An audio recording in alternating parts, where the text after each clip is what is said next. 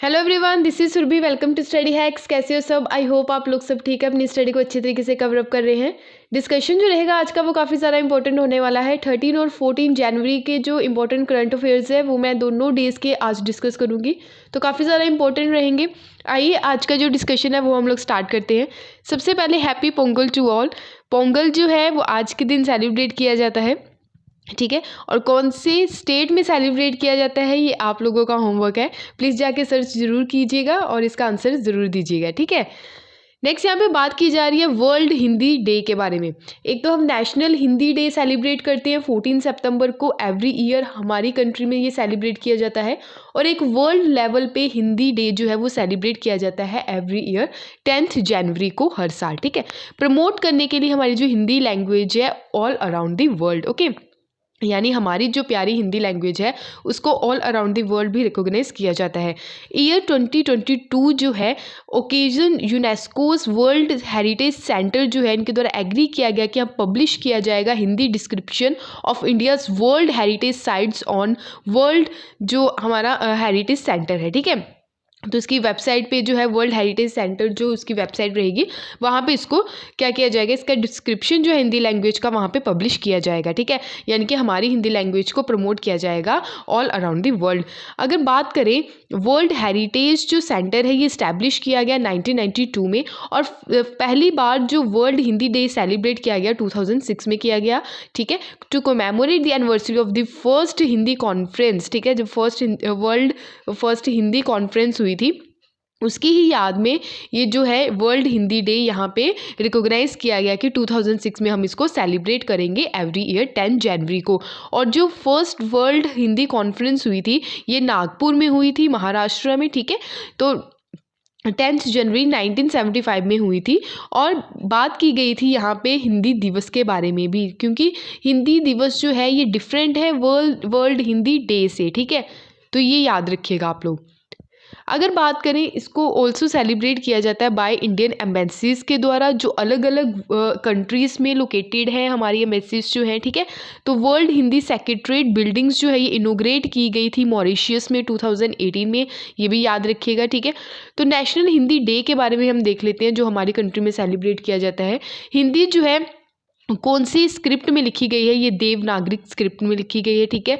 तो अडॉप्ट किया गया इसको officially language Republic of India 14 सितंबर 1949 में। एक और इंटरेस्टिंग बात है, हमारा जो संविधान था, कॉन्स्टिट्यूशन था, पहले जब लिखा गया था कॉन्स्टिट्यूशन को इंग्लिश लैंग्वेज में लिखा गया था। उसके बाद में जब फोर्स में लाया गया हमारा कॉन्स्टिट्यूशन फिर हिंदी लैंग्वेज में भी इसको ट्रांसलेट किया गया 1950 में। तो ये याद रखिएगा, इंपॉर्टेंट फैक्ट है, ओके।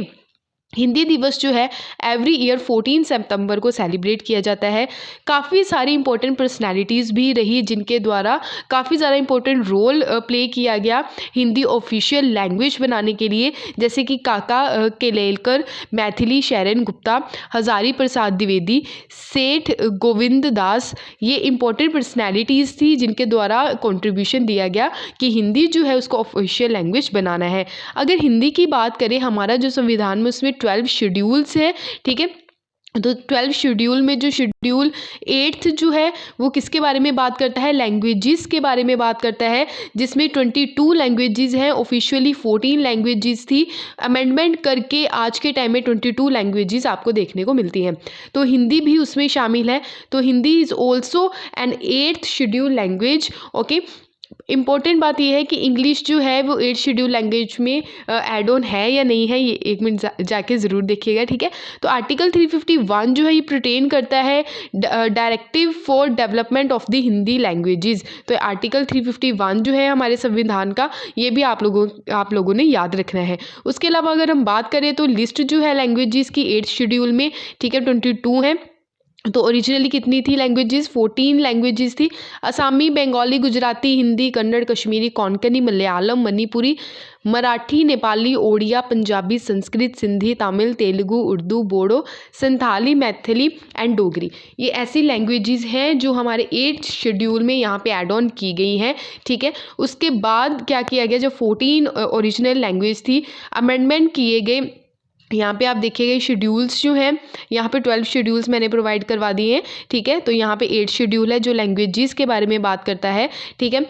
बात करते हैं 21st कॉन्स्टिट्यूशन अमेंडमेंट 1967 जब किया गया तो सिंधी लैंग्वेज ऐड की गई। 71st कॉन्स्टिट्यूशनल अमेंडमेंट 1992 जब किया गया कोंकणी मणिपुरी नेपाली यहाँ पे ऐड ऑन की गई। 92 अमेंडमेंट 2003 में जब किया गया बोडो डोगरी मैथिली एंड संथली जो है ये ऐड ऑन की गई। ओडिया का रीनेम किया गया as a Odia. 96 constitution amendment act 2011। Important ये है, ठीक है, English is the not language list of the constitution, ठीक है, तो ये याद रखिएगा, इंपॉर्टेंट है। ओके, स्टेटमेंट की फॉर्म में भी आपसे क्वेश्चन पूछा जा सकता है, ठीक है, तो यहाँ पे आप देख सकते हैं जो चीज़ें इंपॉर्टेंट है, ठीक है। तो यहाँ पे 28 स्टेट्स हैं और 8 यूनियन टेरिटरीज़ हैं, ये याद रखिएगा, ठीक है। तो आई होप आपको ये सारी चीज़ें क्लियर हुई होंगी। उसके अलावा हम एक और इंटरेस्टिंग फैक्ट देखते हैं, international mother tongue day. Mother tongue day जो है ये भी काफ़ी ज़्यादा इंपॉर्टेंट है क्योंकि 21 फेब को आने वाले टाइम में यानी कि नेक्स्ट मंथ हम ये सेलिब्रेट करेंगे और इससे रिलेटेड क्वेश्चन भी पूछा गया था यूपीएससी के द्वारा, तो ये हमारे लिए इंपॉर्टेंट हो ही जाता है, ठीक है। तो ये यूनेस्को के द्वारा 21 फरवरी इंटरनेशनल मदर लैंग्वेज डे जो है 1999 में ये अनाउंस किया गया, डिक्लेयर किया गया कि हम हर साल 21 फरवरी को ये डे जो है ये सेलिब्रेट करेंगे। तो ये डे जो है किस पर्टिकुलर कंट्री से रिलेटेड है, ये बांग्लादेश कंट्री से रिलेटेड है, ठीक है। तो बांग्लादेशी जो है, ठीक है, उनके द्वारा पहले क्या था, वेस्ट पाकिस्तान ईस्ट पाकिस्तान था, ठीक है। तो क्या किया गया, बांग्लादेश जो था पहले उनके द्वारा क्या किया गया, प्रोटेस्ट किया गया उनके लोगों के द्वारा कि बांग्लादेशी जो वहाँ की जो लैंग्वेज है, बांग्ला लैंग्वेज है, उसको एज अ नेशनल लेवल का दर्जा देना चाहिए। तो उसी से रिलेटेड काफ़ी ज़्यादा प्रोटेस्ट हुआ, कई ज़्यादा वायलेंस हुए जिसके कारण लोगों की जानें गई, ठीक है। तो इससे रिलेटेड काफ़ी ज़्यादा प्रोटेस्ट वहाँ पे देखने को मिला। ओके, तो वर्ल्ड जो है सेलिब्रेट करता है सेम सिंस 2000 से, यानी कि 1999 में यूनेस्को के द्वारा इसको अनाउंस किया गया, पर 2000 से हमने इसको सेलिब्रेट करना स्टार्ट किया, ठीक है। तो इसको सेलिब्रेट करते हैं हम और याद भी करते हैं कि काफ़ी ज़्यादा लॉन्ग स्ट्रगल किया गया था बांग्लादेश कंट्री के द्वारा अपनी मदर लैंग्वेज बांग्ला को प्रोटेक्ट करने के लिए। 21 फरवरी को हम ये इंटरनेशनल मदर लैंग्वेज डे जो है ये सेलिब्रेट करते हैं। और ये डे जो है ये सजेस्ट किसके द्वारा किया गया था, रफ़ीकुल इस्लाम के द्वारा किया गया था। और ये बांग्लादेशी थे जो रहते कहाँ पे, कनाडा में रहते थे, ठीक है। तो इनके द्वारा 1952 में जो ढाका में काफ़ी ज़्यादा किलिंग हुई ड्यूरिंग बांग्ला लैंग्वेज मूवमेंट को लेके। और एम क्या रहा कि प्रोटेक्ट करना है डाइवर्स कल्चर को, इंटेलेक्चुअल हेरिटेज को, डिफरेंट रीजन्स जो हैं वर्ल्ड में, ठीक है। तो वहाँ पे जो अलग अलग डाइवर्स कल्चर है, इंटेलेक्चुअल हेरिटेज, उसको प्रोटेक्ट करना है, ठीक है। तो बेसिकली एम यही था। तो आई होप आपको ये सारी चीज़ें क्लियर हुई होंगी, डिटेल में मैंने डिस्कस की हैं, ठीक है। उसके अलावा अगर हम बात करते हैं कि हमारी गवर्नमेंट के द्वारा भी काफ़ी ज़्यादा इनिशिएटिव्स लिए गए हैं हमारी हिंदी लैंग्वेज को प्रमोट करने के लिए, ठीक है। तो इससे प्रोटेस्ट भी होता है हिंदी लैंग्वेज का कि इसको नेशनल जो लैंग्वेज है वो नहीं बनाना, बिकॉज जो सदर्न स्टेट्स हैं हमारी कंट्री के, जैसे तमिलनाडु, आंध्र प्रदेश, केरला, कर्नाटका, ठीक है, तो उनको जो है हिंदी जो है उतनी ही टफ लगती है जैसे नॉर्दर्न जो पीपल है उनके लिए जो इंग्लिश टफ है, ठीक है। तो इसलिए काफ़ी ज़्यादा सदर्न स्टेट्स के द्वारा प्रोटेस्ट भी किया जाता है। तो हमारी गवर्नमेंट के द्वारा इनिशिएटिव्स लिए गए हैं कि हिंदी को कैसे प्रमोट करना है, ठीक है। Hindi central Hindi directorate establish किया गया 1960 में बाय गवर्नमेंट ऑफ इंडिया के द्वारा under ministry of education. Indian council for cultural relations establish किए गए हिंदी चेयर्स जो वेरियस फॉरेन यूनिवर्सिटीज़ के द्वारा यहाँ पे पार्टिसिपेट किया गया। उसके अलावा लीला राजभाषा यानी कि learn Indian languages through artificial intelligence, ठीक है। तो ये multimedia based intelligence self tutoring application है जो पर्सनस को हिंदी नहीं आती है उनको हिंदी लर्न करवाने के लिए ये सारी जो है प्लेटफॉर्म यहाँ पे गवर्नमेंट के द्वारा प्रोवाइड करवाई गई। उसके अलावा अगर बात करें ई सरल हिंदी वाक्य कोश and e Mahashabd Kosh mobile app, ये बोथ इनिशिएटिव है department of official language. Aim क्या है कि इंफॉर्मेशन जो आईटी है, ठीक है, तो वो ग्रोथ हो हिंदी लैंग्वेज में। राजभाषा गौरव पुरस्कार एंड राजभाषा कीर्ति पुरस्कार भी ये रिकॉग्नाइज करता है जो कंट्रीब्यूट करते हैं हिंदी लैंग्वेज में, ठीक है। तो आई होप आपको ये सारी चीज़ें क्लियर हुई होंगी। अगर बात करते हैं हिंदी लैंग्वेज के बारे में, हिंदी जो है इसका नेम जो लिया गया पर्शियन से लिया गया, पर्शियन वर्ड जो है हिंद से लिया गया। मीनिंग क्या है इसका कि land of the Indus river, ठीक है। तुर्क इन्वेडर्स जो आए हमारी कंट्री में 11वीं सेंचुरी में, उनके द्वारा नेम यानी कि रखा गया लैंग्वेज का of the region Hindi, language of the land of the Indus river. ठीक है, तो इंडस रिवर जो है हमारी कंट्री की, ठीक है, बाद में आप देखते हैं कि अलग अलग ट्रिब्यूटरीज हैं उसकी, जैसे रावी, ब्यास, सतलुज, झेलम, चिनाब। ठीक है, तो ये सारी। तो ऑफिशियल लैंग्वेज जो है हमारी कंट्री की इंग्लिश जो है, ये फर्स्ट ऑफिशियल लैंग्वेज देखें इंडिया की वो है हिंदी। तो अदर जो ऑफिशियल लैंग्वेज अगर बोले तो इंग्लिश प्रेफर की जाती है। हिंदी जो है ऑल्सो अलग अलग कंट्रीज़ में भी बोली जाती है, ज़रूरी नहीं है कि हमारी इंडिया में बोली जाती है। जैसे मॉरिशस हो गया, फिजी हो गया, सूरीनेम हो गया, ठीक है, गुआना, ट्रिनिडेड, ठीक है, टोबैगो एंड नेपाल। तो अलग अलग कंट्रीज़ में भी हमारी जो हिंदी है इसको रिकॉग्नाइज किया जाता है। ठीक है, तो हिंदी जो है एट प्रेजेंट देखें तो इमर्ज होती है डिफरेंट स्टेजेस में ड्यूरिंग दी अदर नेम्स। ठीक है, अर्लीस्ट अगर बात करें तो ओल्ड हिंदी वॉज अपभ्रंशा। ठीक है, इन 400 AD कालिदास के द्वारा लिखे गए थे एक रोमांटिक प्ले जो है, ठीक है, अपभ्रंशा कॉल्ड विक्रमोर्वंशम। ठीक है, तो मॉडर्न देवनागरी स्क्रिप्ट की बात करें तो एग्जिस्टेंस में आई है 11वीं सेंचुरी में। तो डिटेल में ये चीज़ें मैंने डिस्कस की हैं। अगर कोई भी डाउट होगा इससे रिलेटेड तो आप प्लीज़ आप डाउट्स को ज़रूर शेयर कीजिएगा कमेंट बॉक्स में। ठीक है, नेक्स्ट यहाँ पे बात जो की जा रही है काफ़ी ज़्यादा इंपॉर्टेंट है, अफ्रीकन स्वाइन फ्लू के बारे में। अफ्रीकन स्वाइन फ्लू जो है हमारी कंट्री में भी इसके केसेस देखने को मिले थे 2021 में असम में। आप अगर फॉलो कर रहे हैं न्यूज़ को तो आपने देखा होगा, पढ़ा भी होगा कि असम में कई सारे पिग्स की जो है वो जान ले ली गई, ताकि स्वाइन फ्लू जो है इससे रिलेटेड वो फैले ना एक पर्टिकुलर रीजन में। ठीक है, तो इससे रिलेटेड काफ़ी सारा प्रोटेस्ट भी हुआ कि जो एनिमल्स हैं उनकी जो हत्या की गई थी उससे रिलेटेड। ठीक है, तो अभी रिसेंटली ये न्यूज़ में क्यों है, क्योंकि रिसेंटली ही थाईलैंड में एक केस देखने को मिला, डिटेक्ट हुआ है अफ्रीकन स्वाइन फीवर का। ठीक है, तो यहाँ पे काफ़ी ज़्यादा जो है सॉल्टर हाउस जो है सैंपल कलेक्ट किए गए हैं सॉल्टर हाउस में, सॉल्टर हाउस से। ठीक है, तो highly contagious and fatal animal disease है ये, इन्फेक्टेड डिजीज़ है ये। ठीक है, acute form of haemorrhagic fever और डोमेस्टिक एंड वाइल्ड पिग्स में ये डिजीज़ जो है ये देखने को मिलता है। ठीक है, तो अब ये एनिमल टू ह्यूमन भी ट्रांसमिट होते दिख रहा है, जिसके कारण ह्यूमंस में जो रहता है कि high fever, depression, anorexia, loss of appetite. ठीक है, और भी बहुत सारी जो डिजीज़ हैं इससे रिलेटेड जो है एक पर्टिकुलर ह्यूमन की बॉडी में देखने को मिलती है। जैसे स्किन से रिलेटेड वॉमिटिंग और डायरिया के केसेस काफ़ी ज़्यादा देखने को मिलते हैं। इम्पॉर्टेंट बात ये है कि अफ्रीकन स्वाइन फीवर जो है ये डिटेक्ट कब किया गया और कहाँ पे किया गया। अफ्रीका जो कॉन्टिनेंट है वहाँ पे सबसे पहले इसको डिटेक्ट किया गया 1920s में किया गया। हिस्टोरिकली की अगर बात करें ये आउटब्रेक हुआ अफ्रीका कॉन्टिनेंट में, उसके अलावा Europe, south America and Caribbean वाले पार्ट में भी इसके कई सारे केसेस देखने को मिले।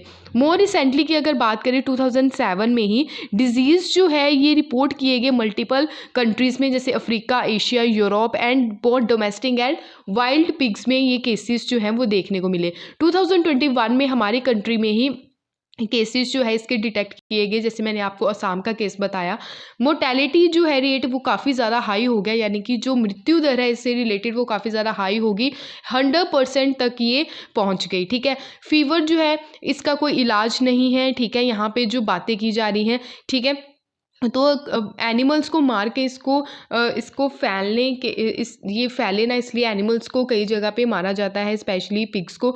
ठीक है, अगर अफ्रीकन स्वाइन फीवर की बात करें, is not a threat to human being since only spread from animals to other animals. ठीक है, पहले जो था एनिमल्स टू एनिमल्स था, बट ये ह्यूमंस में भी अब फैलता दिख रहा है। अगर क्लासिकल स्वाइन फीवर की बात करें तो इसको हॉक कॉलरिया भी बोला जाता है और इम्पॉर्टेंट डिजीज़ माना जाता है ये पिग्स में। One of the most economically and damaging pandemic viral disease है। पिग से रिलेटेड बात करें तो ऑल ओवर द वर्ल्ड, और इसका जो कारण रहता है वायरस का वो जेनिस पेस्टी वायरस है। फैमिली कौन सी वायरस की फैमिली से निकल के आता है ये, ठीक है, फेविविरिडाई। ठीक है, तो क्लोजली रिलेटेड है ये वायरस से। बोवाइन वायरल डायरिया इन कैटल्स में भी ये देखने को मिलता है, और मोर्टेलिटी जो रेट है वो 100% है। रिसेंटली ही ये बहुत सारी जो वैक्सीन है वो भी डेवलप की गई हैं, जैसे ICARVIVRI डेवलप की गई cell of culture CSF vaccine. ठीक है, तो लेपेनाइज वैक्सीन वायरस जो है ये फॉरेन स्ट्रेन से निकल के आई है, ठीक है। न्यू वैक्सीन जो है ये अभी इंड्यूस प्रोटेक्टिव इम्यूनिटी की जाएगी फ्रॉम 14 डेज के लिए, वैक्सीनेशन टिल 18 मंथ्स, ठीक, okay. World organisation for animals health के बारे में बात करें, ये काफ़ी ज़्यादा इंपॉर्टेंट ऑर्गेनाइजेशन है अगर एनिमल के हेल्थ के बारे में बात की जाती है तो, ठीक है। तो ये इंटर गवर्नमेंटल ऑर्गेनाइजेशन है जो रिस्पॉन्सिबल है कि एनिमल की हेल्थ को कैसे इंप्रूव करके चलना है वर्ल्ड वाइड। आज के टाइम में 182 मेंबर कंट्रीज़ है। इंपॉर्टेंट ये है कि इंडिया भी इसका पार्ट है, इंडिया भी इसका मेंबर है, ठीक है। तो develop normative documents related rules and member countries जो है यहाँ पे मिलके काम करती हैं कि कैसे प्रोटेक्ट करना है, स्पेशली जो एनिमल से रिलेटेड डिजीज़ फैलते हैं, ठीक है, पैथोजेंस जो रहते हैं, और साथ ही साथ वन ऑफ देम ऑफ टेरिस्टेरियल्स जो एनिमल हेल्थ कोड है उसको भी कैसे साथ में लेके चलना है, ठीक है।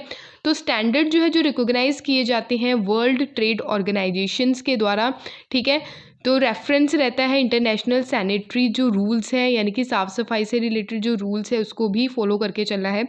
और इम्पोर्टेंट ये हो जाता है इसके हेडक्वार्टर्स कहाँ पे है, वो है पेरिस, फ्रांस में है। तो आई होप आपको ये सारी चीज़ें क्लियर हुई होंगी, ठीक है।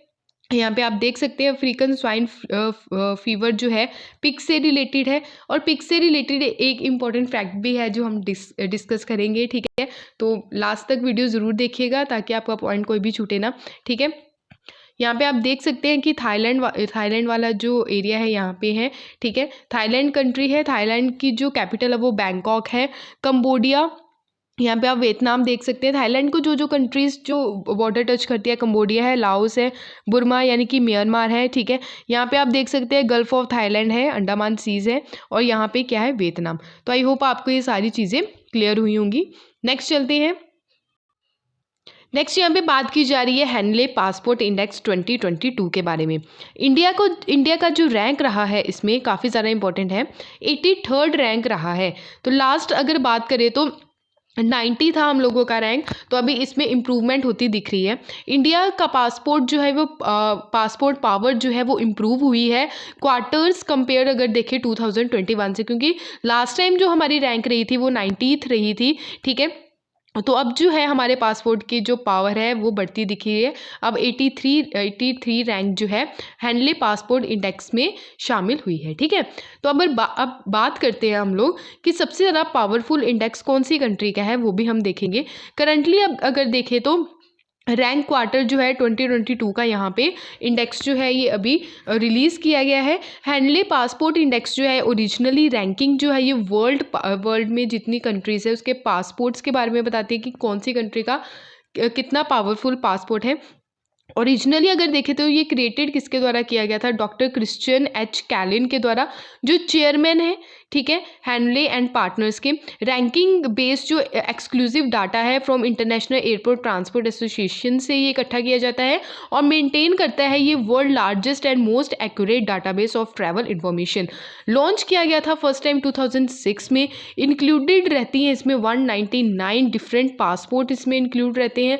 अपडेट किया जाता है इसको real time through out the year, यानी कि एवरी ईयर इसको अपडेट किया जाता है when visa policy changes come into the effect. अगर ग्लोबल रैंकिंग की हम लोग बात करें तो जापान एंड सिंगापुर जो है ये टॉप रैंकिंग में है। जर्मनी, साउथ कोरिया, ठीक है, ये जॉइंट सेकंड स्पॉट में रही, यानी कि सेकंड पोजीशन रही इनकी। उसके अलावा अगर बात करें तो लेटेस्ट जो रैंकिंग है उसके हिसाब से फिनलैंड, इटली, लग्जमबर्ग एंड जो स्पेन है इनकी पोजीशन थर्ड रही। अफगानिस्तान, इराक जो है ये continue worst passport to hold category में रहे, यानी कि बॉटम में ये कंट्रीज़ रही हैं अफगानिस्तान और इराक। आपको पता है अफगानिस्तान में सिचुएशन क्या है आज के टाइम में, और इराक का भी आपको पता है। अफगानिस्तान में जो है आज के टाइम में तालिबान का रूल हो चुका है जब से यूएसए जो है वहाँ से विड्रॉ करके चला गया। इंडियाज़ की परफॉर्मेंस अगर देखें तो 2020 के हिसाब से इंडिया जो है 2016 में 84 रैंक रही थी, ठीक है। उसके बाद 85 जो है माली की और उज्बेकिस्तान की। आज के टाइम में 2022 में हमारी जो रैंक है वो 83 है, ये याद रखिएगा हैनले पासपोर्ट इंडेक्स में, ठीक है। तो शेयर जो पोजीशन की गई साओ टॉम एंड प्रिंसिपल जो है principal in central Africa and behind the Rwanda and Uganda. ठीक है, इंडिया जो है नाउ वीज़ा फ्री एक्सेस है 60 destinations world wide with Oman, Armenia and being latest edition जो है इंडिया जो है उसमें ऐड हुए 34 डेस्टिनेशन 2006 से। ठीक है, नेक्स्ट यहाँ पे बात की जा रही है, काफ़ी ज़्यादा इंटरेस्टिंग है। अभी हमने पिग से रिलेटेड एक डिजीज़ के बारे में पढ़ा जिसका नाम था अफ्रीकन स्वाइन फीवर। ठीक है, फीवर। अब हम पढ़ेंगे कि एक पिग का जो हार्ट है, ठीक है, एक दिल है, वो ट्रांसप्लांट किया गया एक ह्यूमन की बॉडी में। ये काफ़ी ज़्यादा इंटरेस्टिंग है। एनिमल टू ह्यूमन ट्रांसप्लांट, जिसको जैनो ट्रांसप्लांटेशन के नाम से जाना जाता है। तो रिसेंटली ही यूएसए में ये सिचुएशन देखने को मिली। ठीक है, तो रिसेंटली ही जो यूएसए के डॉक्टर्स हैं, ठीक है, ऐसा फर्स्ट टाइम हुआ है, डॉक्टर्स के द्वारा ट्रांसप्लांट किया गया है एक पिग का heart into patient in the last ditch effort to save his life in the US. अगर बात करें जाइनो जो ट्रांसप्लांटेशन है, इसमें इन्वॉल्व रहते हैं transplantation of non human tissues. Non human tissues यानी कि पिग के या एनिमल के जो टिश्यूज़ लेके हम किसी ह्यूमन की बॉडी में क्या करते हैं, ह्यूमन की बॉडी के ऑर्गन्स जो है उसमें ट्रांसप्लांट करते हैं। तो ये फर्स्ट सक्सेसफुल ट्रांसप्लांट रहा पिग के हार्ट का इनटू ह्यूमन बीइंग। तो ये काफ़ी ज़्यादा इंटरेस्टिंग है। आज के टाइम में ऐसी टेक्नोलॉजी बन गई है कि जिसकी वजह से हम एक एनिमल का हार्ट जो है वो ह्यूमन की बॉडी में ट्रांसप्लांट कर रहे हैं। तो ये जो चीज़ है, ये जो अभी ट्रांसप्लांट किया गया, ये काफ़ी सक्सेसफुल रहा और इंटरनेशनल वर्ल्ड वाइड जो है इसकी सराहना की गई है। ठीक है, तो फर्स्ट टाइम ही ऐसा देखने को मिला। ये हुआ कैसे, पॉसिबल कैसे हुआ?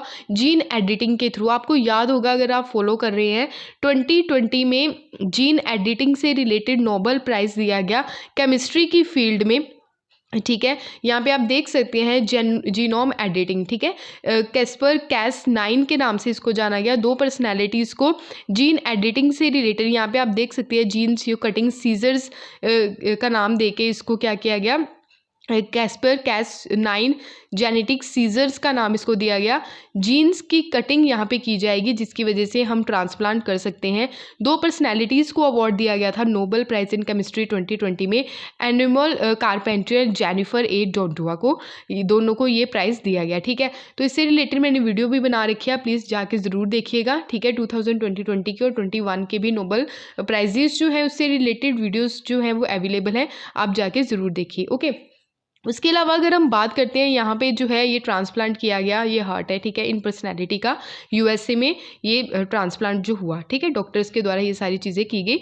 जीनोम एडिटिंग जो है, इसको जीन एडिटिंग भी बोला जाता है। ग्रुप ऑफ टेक्नोलॉजीज़ है, साइंटिस्ट जो है, ये एबिलिटी जो रहती है, ऑर्गेनिजम्स जो है जैसे डायोक्सी राइबो न्यूक्लिक एसिड जैसे डीएनए होते हैं उसमें चेंज किया जाता है। ठीक है, डीएनए की फुल फॉर्म भी याद रखिएगा। ठीक है, तो ये हार्ट देख सकते हैं आप। तो world first pig heart transplant हुआ, हिस्टोरिक प्रोसीजर था ये। University of Maryland medical school जनवरी 7, 2022 में ये सिचुएशन देखने को मिली। और साथ ही साथ पेशेंट जो है उनका नाम डेविड था, डेविड बैनेट, 57 ईयर्स ओल्ड हैं वो। Ineligible for human transplant use किया गया इनके बॉडी में एक पिग का heart was consider last ditch effort to save his life. Bennett जो है नाउ रिकवर है ये, यानी कि एक अच्छी हेल्दी लाइफ जी रहे हैं आज के टाइम में। अगर जेनेटिकली मॉडिफाइड पिग की अगर बात करें, 10 जीन्स एडिटिंग इसमें किए गए। 3 जीन्स जो would have to rejection by human knocked out, 1 gene switched off to prevent excessive growth and 6 genes added to allow human acceptance. ठीक है, तो इससे ये प्रोसीजर से जेनेटिकली मॉडिफाइड पिग जो है वो यहाँ पे क्रिएट किया गया। ठीक है, तो आई होप आपको ये सारी चीज़ें क्लियर हुई होंगी। उसके अलावा अगर हम बात करें तो प्रीवियर अटैम्प्ट जो किए गए थे ट्रांसप्लांट और जेनो ट्रांसप्लांटेशन के, स्टार्टिंग में ये सारी चीज़ें फेल होती दिखी, बट अब जो है इसका सक्सेसफुली जो ऑपरेट किया गया।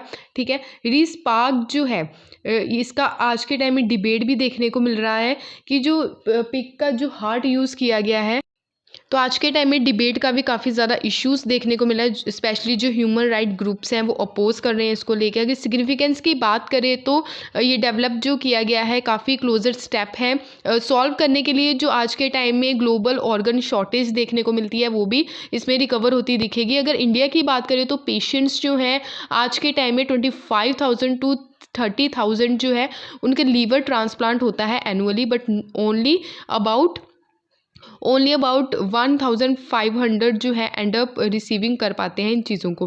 पिग्स जो है ये इंक्रीज़ करेंगे, बिकमिंग पॉपुलर कैंडिडेट्स जो स्पेशली ऑर्गन प्लांटेशन है, ठीक है।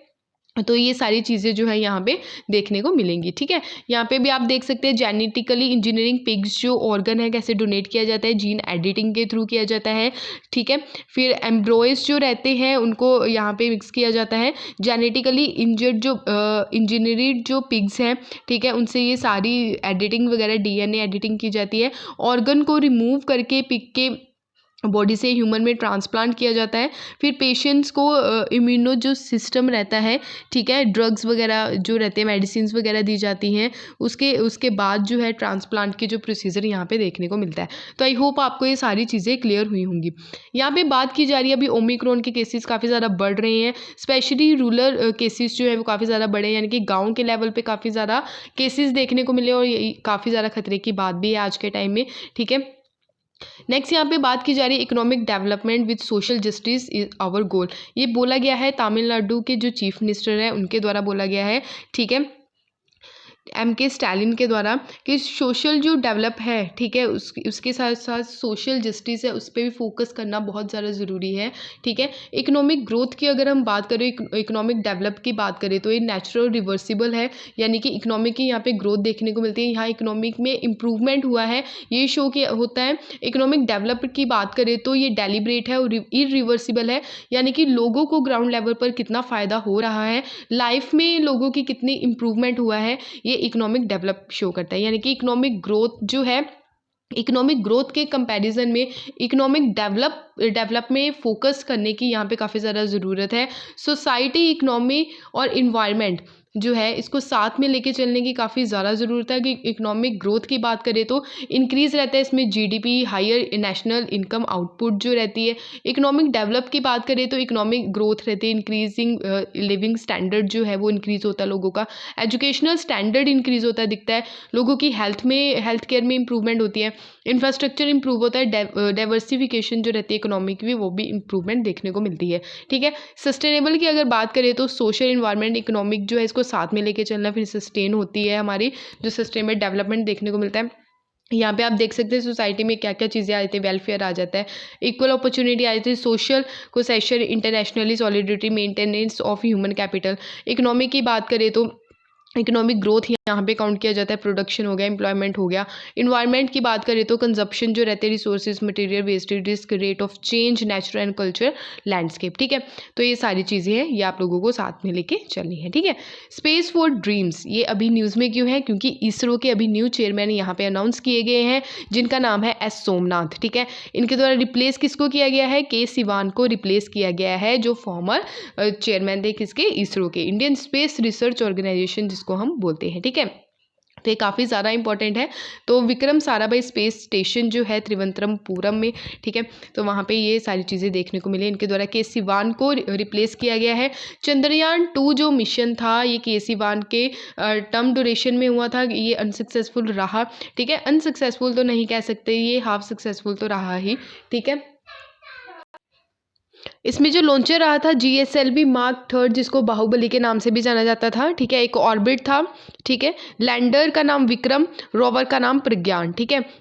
तो ये सारी सिचुएशन देखने को मिली थी, ठीक है। यहाँ पे भी आप देख सकते हैं लिक्विड जो है उसमें ऑक्सीडाइज़र यूज़ किया जाता है, ठीक है। तो एमिनेंट जो रॉकेट जो साइंटिस्ट हैं अभी एस सोमनाथ, ठीक है, तो उनके द्वारा आगे जो चीज़ें हैं वो लेके चली जाएंगी, ठीक है। आने वाले टाइम में जो मिशंस है रीसेट I-1 ये 2021 में रहा, रेडार इमेजिंग सैटेलाइट, गगनयान 1 2022 में होगा यानी कि इस year, Aditya L1 solar observation के लिए ये 2022 में ही होगा, चंद्रयान 3 2022 में, गगनयान 2023 में निसार, ठीक है, गगनयान 3 2023 में, शुक्रयान यानी कि वेनस ऑर्बिटर यहाँ पे देखने को मिलेगा, ठीक है। तो ये सारी चीज़ें जो है ये लिस्ट जो है ये प्रोवाइड करवा दी है मैंने, तो आप ज़रूर देख लीजिएगा इसको, ठीक है। नेक्स्ट यहाँ पे बात की जा रही है जल्लीकट्टू के बारे में। जल्लीकट्टू ये एक फेस्टिवल भी रहता है तमिलनाडु में, ठीक है, तो इसकी वजह से 30 जो पीपल है उनकी जान चली गई है, इंजर हो गए हैं, सॉरी जान नहीं इंजर हो गए हैं 30 पीपल। तो फर्स्ट जल्लीकट्टू जो है सीज़न जो देखने को मिला तमिलनाडु में, ठीक है। तो तमिलनाडु यहाँ पे है, ठीक है। तो केरला, कर्नाटका, आंध्र प्रदेश की इसकी स्टेट बाउंड्री टच करती है, ठीक है। और यहाँ पे श्रीलंका आप देख सकते हैं। तो जल्लीकट्टू याद रखिएगा, ये एग्जाम में भी पूछा गया था। तो ये तमिलनाडु में ये फेस्टिवल जो है ये सेलिब्रेट किया जाता है। तो ये थे आज के इंपॉर्टेंट करंट अफेयर्स। तो आई होप आपको ये सारी चीज़ें क्लियर हुई होंगी। अगर कोई भी डाउट होगा तो प्लीज़ अपने डाउट्स को कमेंट बॉक्स में ज़रूर शेयर कीजिएगा। पीडीएफ के लिए आप टेलीग्राम को ज्वाइन कर सकते हैं, इंस्टाग्राम पर भी आप फॉलो कर सकते हैं। अगर वीडियो पसंद आए तो प्लीज़ लाइक शेयर और सब्सक्राइब ज़रूर कीजिए। Thank you for watching my video. जय हिंद।